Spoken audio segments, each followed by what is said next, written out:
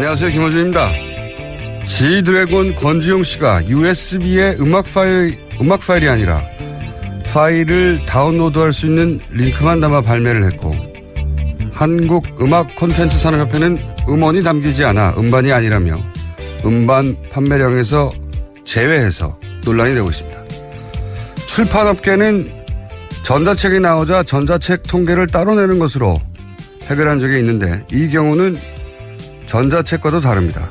USB의 전자책의 내용이 아니라 전자책에 링크만 담긴 것을 과연 서적으로 볼 것인가, 이런 문제죠. USB에 파일이라도 담겨야 한다는 협회의 판단과 음반의 정의를 왜 독점하느냐는 가수의 항변이 맞서는 겁니다. 최초 음반이 탄생한 것이 100년 남짓에 불과합니다. 무엇이 무엇이다 하는 정의와 기준은 변하게 마련이죠. 가수의 항변이 일리 있는 건 그래서입니다. 인터넷 시대를 반영하라는 요구죠. 하지만 각자의 정의가 다를 때 생기는 혼란을 해결하려고 표준, 기준을 정하게 됩니다. 그러니까 협회는 기준을 정할 권한이 있고, 가수는 기준의 변화를 요구할 자유가 있는 거죠. 그럼 새로운 기준은 누가 언제 어떻게 정하는 걸까요? 아마도 결국은 시장이 결정하겠죠. 갑자기 등장한 협치라는 새로운 정치 용어를 보면 그런 생각을 합니다. 어디까지가 협치고 어디서부터 협박인가? 어디까지 타협해야 하고 어디서부터 대결하는가?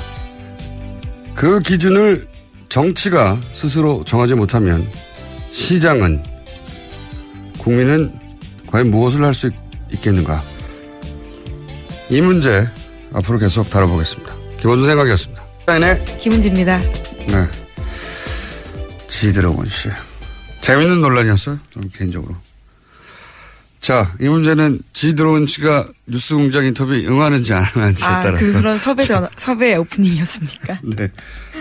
한번 다뤄보기로 하겠는데, 시사방송에 응할지는 모르겠네요. 네, 굉장히 시사적인 내용 같습니다. 그렇죠? 네. 자, 첫 뉴스는요? 네, 문재인 대통령이 어제 강경화 외교부 장관 후보자를 장관에 공식 임명했습니다. 대통령은 강 장관 임명 자리에서 외교부 내부 구조를 강하게 비판하기도 했습니다. 또 외교부가 4대국 중심 외교에서 벗어나지 못하고 있다라면서 외교 다변화를 요구하기도 했습니다. 또한 대사 임명도 비외무고시 출신, 민간 전문가, 여성으로 넓혀야 한다고 주문했습니다. 여성 대사도 많이 나오겠군요. 자, 당연히 이제 여기에 야당은 예고한 대로, 양쪽 다 예고했었죠. 강행하겠다고 했고, 언론의 표현대로면 강행이고, 제 표현대로면 임명한 겁니다. 그리고 예고한 대로 야당은 또 이제 협치, 작년부터 유행한 용어인데요. 파괴라면서 반발을 했습니다. 그죠? 네, 게다가 대통령의 방미 동행 요청에도 들러리 역할 안 한다라는 분위기고요. 다만 자유한국당은 국회 보이콧은 여당이 원하는 방법이기 때문에 부정적이다라는 겁니다. 이렇게 다 안 하면은 야당도로 여기 가자고 하는 게 이게 나쁜 제안이 제가 보기엔 야당이 아닌 것 같은데. 여하간 이제 방미 동행 요청에도 안 하겠다는 거고요. 다 안 갈지 모르겠어요. 여기는 갈 곳이 분명히 있을 겁니다. 보이콧은 어떻게 한답니까? 네, 그것이 여당이 원하는 방법이기 때문에 당장 하고 싶진 않다라는 건데요. 각 당의 기류가 다르기 때문에 단일한 입장 나오기가 쉽지 않습니다. 보이콧을 하겠다고 했다가 그것이 역풍이 있을 것 같으니까 여당이 원하는 방법이라고 한 거 아닌가요? 네, 재밌습니다. 카드가 안 된다고 생각한 거죠. 자, 관련해서 또 인사 소식이 많죠. 예. 네, 우선 이에 대해서 대통령 반응에도 나왔는데, 문재인 대통령은 협치는 더 이상 없다든지 마치 대통령과 야당 간의 인사를 놓고 승부를 겨누는 것처럼 표현하는 것은 참으로 온당하지 못하다고 생각한다라는 식의 이야기도 했습니다. 네. 그래서 이제 인사추천 뭡니까? 인사추천위원회. 위원회를 부활시키겠다는 거죠. 예. 네, 노무현 정부 때 있었던 시스템인데요. 검증 시스템을 강화해서 조국 민정수석 이런 개인한테 책임을 가는 것을 좀 분산시키겠다는 겁니다. 이번 주 화요일부터 시작합니다. 그렇군요. 결국 이 낙마, 안경환 법무부 장관 내정자 낙마 때문에 이제 이런 이야기가 나오기 시작한 건데, 그죠? 그게 42년 전인가요? 네. 네, 40년 넘게 일입니다. 75년이라고 나왔으니까 42년 전이겠죠. 예. 42년 전에 안 태어났죠? 안 태어나셨잖아요. 저는 태어났습니다. 아, 그러신가요? 네, 예. 당연합니다. 42살이 넘었기 때문에. 예. 김정 기자는 안 태어났죠. 예, 예. 이게, 일부 언론 보도대로 이혼 기록을 남기지 않기 위해서, 그렇게 여성을 위해서 일부러 소송을 한 건지, 아니면 정말 일방적으로 몰래 혼인신고를 한 건지는 이제는 사퇴를 해서 알 길이 없어졌어요. 예. 근데 피해자 인터뷰가 좀 나오긴 했는데요. 그래요? 예. 피해자를 특정할 수가 있게 됐어요? 채널A에서 피해자 인터뷰라고 해서 나왔다라는 부분들이 있었던 것 같은데, 제가 온라인에서 그러니까 직접 본 건 또 아니어가지고요. 예. 조금 내일 정확하게 말씀드리겠습니다. 이게, 해당 여성에게 피해가 가거나 과거가 밝혀진 피해자 여성이라고 하면 이미 이제 일방적이라고 전제하는 거니까요. 지금이라고 말할 수 있을까요? 정확하게. 여하간 그 일은 지나갔는데 이제는 결국은 전자의 경우라면 일부러 기록을 남기지 않기 위해서 한 거라면 결국은 피해 그러니까 그 해당 여성에게 이제 2차적인 피해가 가지 않을까 우려가 있었을 것 같고 그게 아니라면 자신이 정치적 부담이 될 거라는 그런 정부적 판단을 한 거겠죠. 근데 사퇴를 했으니 이제 이건 일단락된 것인데 야당은 일단락이 아니라 이제 시작인 거죠. 예, 이 모멘텀으로 조국 민정수석 물러가라고 하고 있고 조국 수석이 물러가면 야당이 거기서 멈출 것인가. 절대 안 멈추겠죠. 또 한 가지 문제는 재판 기록을 어떻게 입수했나 이런 얘기 나오고 있죠. 근데 이제 언론에서는 이제 국정원 이야기가 전혀 안 나오잖아요. 근데 저는 소위 조난 자료죠, 이런 게. 조난 자료 하면 사실 국정원인데 보수 정권 하에서 소위 조난 자료로 관련된 것은 국정원이 작업을 해주는 경우가 많았다. 그렇게 저는 알고 있는데 조난 자료 시초는 박정희 시절이에요. 육군 방첩부대인가요? 네. 거기서 이제 소위 이제 그 반대 세력, 정치 반대 세력, 그 리스트를 파악하느라고 작성한 걸로 아는데 이후에 이제 중앙정보부 시절에 본격화됐고 안기부 국정원 거치면서 여전히 조난 자료는 저는 있는 걸로 알고 있습니다. 그래서 고위공무원이나 대기업 혹은 언론 간부들이나 대학 교수도 있는 걸로 알고 있고요. 국공립대학 그러니까 서울대학이면 당연히 있겠죠.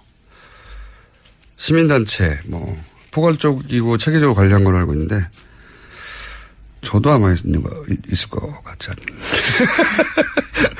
본 적이 없기 때문에 얼버무리고 있습니다만 주진우 기자도 있지 않겠는가 생각이 들고 어쨌든 과거 기록을 본 사람들이라면 100페이지가 넘는 기록도 한 사람의 그런 기록도 있다고 하고 당연히 이런 출생과 관련된 혹은 가족사와 관련된 기록들을 철저히 파악해서 미리 보관하고 있고 남녀관계도 있다고 해요. 그 안에 보면 사찰이죠. 그 영역까지 가면. 예전에 그 안기부 간부 그런 말을 한 적이 있어요. 조난 자료가 안기부의 힘이라고. 안기부 힘이 원천이라고. 근데 이제 만약에 그렇다면 이건 추정입니다. 근거는 없어요. 근데 과거에 그랬었으니까 지금도 그러지 말란 법이 있는가 하는 정도 선에서 얘기를 하자면 문재인 정부 하에서 국정원이 거꾸로 문재인 정부를 상대로 이런 작업을 했다가 되는 거거든요. 만약 그렇다면. 근데 그런 가능성은 제로인가. 그 점도 청와대를 한번 살펴볼 필요가 있다고 저는 생각합니다. 그리고 주광덕 의원이 김기춘 비서실장 시절에 정무비서관 출신이라는 점을 고려하지 않더라도 과거에 분명히 그런 일이 있었으니까요. 네. 그리고 이제 또 한 축이 이제 법원 행정처에서 이 자료를 내주니까 법원 행정처 관련인데 이건 잠시 후에 저희가 이정렬 전 판사 연결해서 얘기 나눠보겠습니다. 다음 순서는요? 네, 안종범 전 수석 수첩과 관련된 내용입니다. 지난해 8월 3일에 최순실 씨가 미얀마 K타운 사업 챙기러 나흘간 미얀마 간 적이 있습니다. 그런 다음 최순실 씨가 이틀 뒤에 귀국하고 이틀 뒤에 박근혜 전 대통령이 안종범 전 수석에게 지시를 했다고 합니다. 지난해 8월 8일자 안종범 전 수석의 수첩에는 교통안전공단, 중고차 선적전 검사 이렇게 쓰여 있다고 하는데요. 한 달 전에 정부가 교통안전공단을 통해서 80억원가량 자동차 검사 장비 미얀마에 무상 지원했다고 합니다. 이 시기쯤에 박근혜 전 대통령과 최순실 씨가 사명폰으로 7차례 정도 통화했다고 합니다. 예. 통화를 자주 했다는 기사네요. 두 가지 기사네요. 하나는 최순실 씨가 공적 개발 원조, 그러니까 원래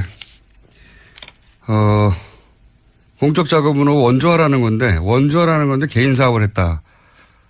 예. 그 내용을 대통령이 챙겼다는 거고, 또 하나는 통화를 두 사람이 자주 했다는, 이런 비즈니스가 있으면, 최순실의 개인 비즈니스가 있을 때는 통화가 자주 있었다. 뭐 이런 내용이네요. 네, 채널A가 또 관련된 보도했었는데요. 지난해 2월부터 10월까지 9개월 동안 850번 가까이 박근혜 전 대통령과 최순실 씨가 통화했다라고 합니다. 하루에 3번씩 통화한 셈이라고 합니다. 그렇군요. 파악한 걸로만. 네, 그런데 박근혜 전 대통령은 검찰에서 내 기억에는 최순실 씨와 자주 통화하지 않았다. 이렇게 대답했다고 합니다. 이 3번씩, 거의 하루 3번인데 3번씩 통화했다는 이야기는 예전에 탄핵정국에서도 나왔었죠. 네. 그때 제가 그런 얘기 한 것 같은데. 연인 관계가 최고조에 이를 때 하루에 3번 정도 하는 거라고. 네. 근데 평균 3번씩 항상 했다는 거죠. 예. 근데 이제 여기 뉴스는 박근혜 전 대통령은 자주 통하지 않았다고. 예, 뭐 자주의 기준이 각자에게 다 다를 수 있기 때문에요. 3번은 누구의 기준으로든 자주입니다. 콜센터인가요? 10번씩 하고 싶었었나 보죠. 하루에 3번씩 통화는 누구의 기준으로든 많습니다. 자주 통화하지 않았다고 했는데 이런 내역을 제시했다 이런 거군요. 뉴스가. 네. 그리고 그때는 내용만 나왔지 이에 대한 박근혜 전 대통령의 반응이 없었는데 반응이 보도된 거군요. 알겠습니다. 다음 뉴스는요? 예.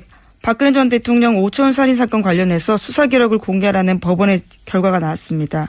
서울행정법원은 해당 기록이 수사상 비밀이 아니라면서 공개하라고 결정했습니다. 이번 정보 공개 결정이 검찰이 27일까지 항소하지 않을 경우에는 확정이 됩니다. 이거는 이제 통화 내역하고 기지국 위치를 알려달라는 거거든요. 그러니까 유족들이 언제 어디서 누구와 통화했는지 알고 싶은 거죠. 진실의 조각을 맞추고 싶은 거죠. 정말 자살인지 아닌지.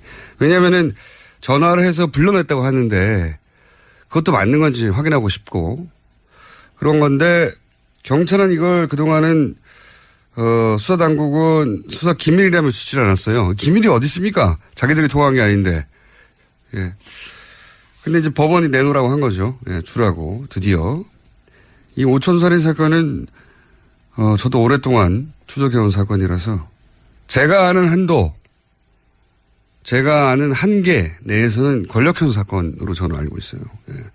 겪어본 사건 중에서도 가장 무서운 사건이고 김전 기자도 초기에 이 사건 취재했었죠. 김은지입니다. 예. 죄송합니다. 김은지 기자도.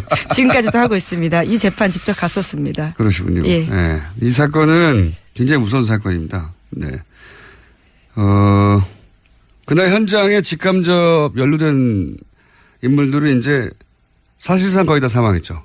예, 사망해서. 네, 관련 증인들이 계속 사망하고 있어서요. 취재 과정에서도 깜짝깜짝 놀랐습니다. 그러니까요. 찾다 보면 사망이 있습니다. 사망하지 않은 인물들은 행방을 전혀 모르고. 그래서 더더욱 이 사건은 재수사되어 마땅하다고 저는 개인적으로 생각하고. 예. 재수사해보면 알죠. 얼마나 이상한지. 지금까지는 취재한 몇 분들만 아는데 참으로 이상한 사건입니다. 다행히 일부 수사 기록도 아니에요. 그냥 통화 기록이에요. 통화 기록. 이게 무슨 수사 기록입니까? 자기들이 기밀도 아니고 이걸 이때까지. 이것조차 주지 않았던 거죠. 이제 겨우 하나 받아내게 된 셈입니다. 맞습니다. 네. 수사 기밀이 아닌데 무슨 수사 기밀이라고요. 자기들이 만들어낸 기록이 아닌데. 자, 다음 뉴스는요. 하나 정도 더 할 수 있을 것 같습니다. 네, 영국 런던 화재 사망자 수가 최소 60명 가까이 될 것 같다라는 보도가 나왔는데요. 이번 사고에 미흡하게 대처한 테리사 메이 총리에 대한 사임을 요구하는 시위가 열리고 있습니다. 제가 이거 사건 다음날 잠깐 브리핑했지만 거기가 부촌과 빈민 한 블록 을 두고 혼재한 곳이라고 뉴욕 할렘가처럼. 그게 이제 히드로 공항에서 공항고속도로 가는 고가가 통과하는 길이거든요. 그리고 전통적으로 이민자들 있잖아요. 공항에서. 이민자들이 거기 빈촌을 이루고 있던 지역. 그 바로 건너에는 노팅힐이라고 말씀드렸다시피 부촌이고. 근데 그래서 이 사건을 아마 원래 EU 일원이었다가 지금 브렉시트 중이니까 협상하려는 단계니까 이게 영국 구성원들에게는 인류 국가가 붕괴하는 상징처럼 여길 거다. 제가 예견했었지 않습니까? 또 하나는 직접 사고를 지켜봤어요. 생중계 돼가지고. 우리가 세월호 사태로 집단 트라우마를 겪었듯이 영국인들도 그런 비슷한 트라우마를 겪게 될 거예요, 이게 아마. 네. 보는 눈앞에서 화재 현장이 생중계되고 있는데 사람들이 죽는데 뭐 할 수 있는 게 없고 그런데 그게 결국 정부가 해야 할 일을 제대로 하지 못해서 그런 거다. 이렇게 되면 정치적 분노가 있는 거죠, 당연히. 그렇게 전개될 가능성이 높습니다, 이 사건이. 네, 이미 영국 이코노미스트지가 영국판 세월호 사건이다라는 식으로 보도했습니다. 그래요? 예, 그ren펠 타워도 세월호처럼 상징적인 존재가 될 것이다. 이렇게 지적했다고 합니다. 나한테 연락도 없이 사람들이 내 코멘트를. 맞습니다. 그렇게 될 거. 더군다나 이코노미스트요? 네. 네. 저한테 연락 오겠군요. 여기까지 하겠습니다. 자, 지금까지 시사인의 김은지였습니다. 감사합니다. 나왔으니까 42년 전이겠죠. 예. 42년 전에 안 태어났죠? 안 태어나셨잖아요. 저는 태어났습니다. 아, 그러신가요? 예, 네. 당연합니다. 42살이 넘었기 때문에. 예. 김정 기자는 안 태어났죠. 예, 예. 예. 이게, 일부 언론 보도대로 이혼 기록을 남기지 않기 위해서, 그렇게 여성을 위해서 일부러 소송을 한 건지, 아니면 정말 일방적으로 몰래 혼인 신고를 한 건지는 이제는 사퇴를 알 길이 없어졌어요. 예. 근데 피해자 인터뷰가 좀 나오긴 했는데요. 그래요? 예. 피해자를 특정할 수가 있게 됐어요? 채널A에서 피해자 인터뷰라고 해서 나왔다라는 부분들이 있었던 것 같은데, 제가 온라인에서 직접 본 건 또 아니어가지고요. 예. 조금 내일 정확하게 말씀드리겠습니다. 이게, 해당 여성에게 피해가 가거나 과거가 밝혀진 피해자 여성이라고 하면 이미 이제 일방적이라고 전제하는 거니까요. 지금이라고 말할 수 있을까요? 정확하게. 여하간 그 일은 지나갔는데 이제는 결국은 뭐 전자의 경우라면 일부러 기록을 남기지 않기 위해서 한 거라면 결국은 피해 여성, 그러니까 그 해당 여성 요구할 자유가 있는 거죠. 그럼 새로운 기준은 누가 언제 어떻게 정하는 걸까요? 아마도 결국은 시장이 결정하겠죠. 갑자기 등장한 협치라는 새로운 정치 용어를 보면 그런 생각을 합니다. 어디까지가 협치고 어디서부터 협박인가? 어디까지 타협해야 하고 어디서부터 대결하는가? 그 기준을 정치가 스스로 정하지 못하면 시장은, 국민은 과연 무엇을 할 수 있겠는가? 이 문제 앞으로 계속 다뤄보겠습니다. 김원준 생각이었습니다. 네. 김은지입니다. 네. 지드래곤 씨. 재밌는 논란이었어요. 저는 개인적으로. 자, 이 문제는 지드래곤 씨가 뉴스공장 인터뷰에 응하는지 안 응하는지에 따라서. 그런 섭외 오프닝이었습니까? 네. 한번 다뤄보기로 하겠는데 시사방송에 응할지는 모르겠네요. 네, 굉장히 시사적인 내용 같습니다. 그렇죠? 네. 자, 첫 뉴스는요? 네, 문재인 대통령이 어제 강경화 외교부 장관 후보자를 장관에 공식 임명했습니다. 대통령은 강 장관 임명 자리에서 외교부 내부 구조를 강하게 비판하기도 했습니다.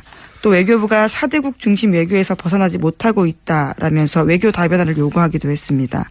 또한 대사 임명도 비외무고시 출신, 민간 전문가, 여성으로 넓혀야 한다고 주문했습니다. 여성 대사도 많이 나오겠군요.